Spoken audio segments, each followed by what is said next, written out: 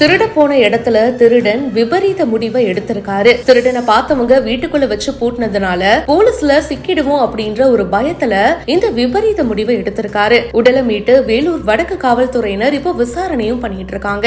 வேலூர் சேன்பாக்கம் ஜீவா தெருவை சேர்ந்தவங்க லட்சுமி அண்ட் இவங்களுக்கு காமேஸ்வரன் தியாகு அப்படின்னு 2 மகன்கள் இருக்காங்க. இதுல இளைய மகன் தியாகுக்கு உடம்பு சரியில்லாததுனால ஸ்கூலுக்கு போகாம வீட்டுல இருந்திருக்காரு. அண்ட் பிற்பகல் ஒரு 2 மணி அளவுல பாத்தீங்கன்னா வீட்டை பூட்டிட்டு விளையாட போனதா தெரியுது. அதுக்கப்புறமா ஈவினிங் 4 மணிக்கு வீட்டுக்கு பார்த்தப்போ முன்பக்க கதவு பூட்டு மாயமாகி இருந்திருக்கு. அது மட்டும் இல்லாம மற்றொரு கதவும் திறந்து கிடந்திருக்கு. இத பார்த்த தியாகு வீட்டுக்குள்ள போய் பார்த்தப்போ மர்ம நபர் ஒருத்தர் இருந்திருக்காரு. அவரை பார்த்து அதிர்ச்சி அடைஞ்சு நீ யார் அப்படின்னு கேட்டிருக்காரு.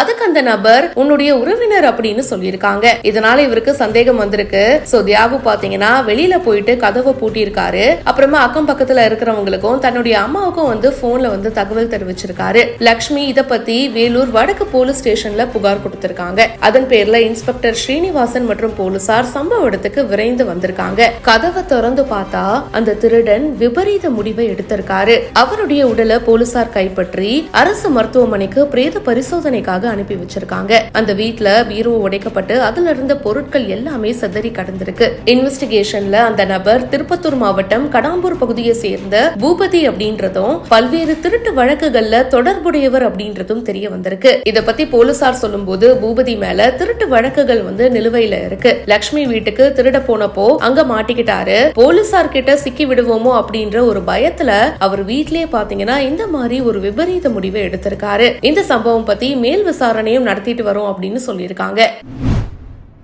1600 கோடி ரூபாய் மதிப்பு இருக்கக்கூடிய லீ ராயல் மெரிடியன் ஹோட்டலை வெறும் 423 கோடி ரூபாய்க்கு வாங்குறாங்க அப்படின்னு சொல்லி இது சம்பந்தமா அந்த ஹோட்டல் நிறுவனத்தினுடைய உரிமையாளர் தொடர்ந்த வழக்குல இந்த ஹோட்டல் அந்த உரிமையாளருக்கே சொந்தம் அப்படின்னு தீர்ப்பு வழங்கப்பட்டிருக்கு. தேசிய கம்பெனிகள் தீர்ப்பாயம் இப்படி ஒரு தீர்ப்பு வழங்கியிருக்கு. வாங்க இதை பத்தி விரிவா இந்த வீடியோல பார்க்கலாம். சென்னை மற்றும் கோயம்புத்தூர்ல இருக்கக்கூடிய பிரபலமான ஸ்டார் ஹோட்டல் தான் லீ ராயல் மெரிடியன் அப்படின்ற இந்த ஹோட்டல். குறிப்பா சென்னையில இது ரொம்பவே பிரபலம்.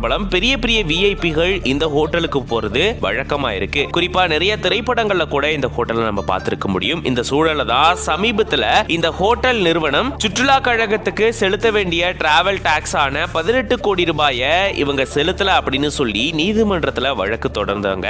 இந்த நிலையில தான் 18 கோடி ரூபாய் அதனுடைய வட்டியை சேர்த்து இந்த நிறுவனம் அந்த தொகையை கட்டணும் அப்படின்ற மாதிரி தீர்ப்பு வழங்கப்பட்டுச்சு. ஆனா இந்த தொகையை கட்டாம இவங்க காலம் தாழ்த்திட்டு வந்ததா கூறப்படுது. இதை தொடர்ந்துதான் திவால் நடவடிக்கையா வங்கி மூலமா இந்த பிரபலமான ஸ்டார் ஹோட்டல்கள் விற்கக்கூடிய சூழலுக்கு தள்ளப்பட்டதா கூறப்படுது. அதை தொடர்ந்துதான் எம்ஜிஎம் நிறுவனம் 423 கோடி ரூபாய்க்கு சென்னை மற்றும் கோயம்புத்தூர்ல இருக்கக்கூடிய இந்த ஸ்டார் ஹோட்டல்களை வாங்க போறதா தகவல்கள் வெளியாச்சு.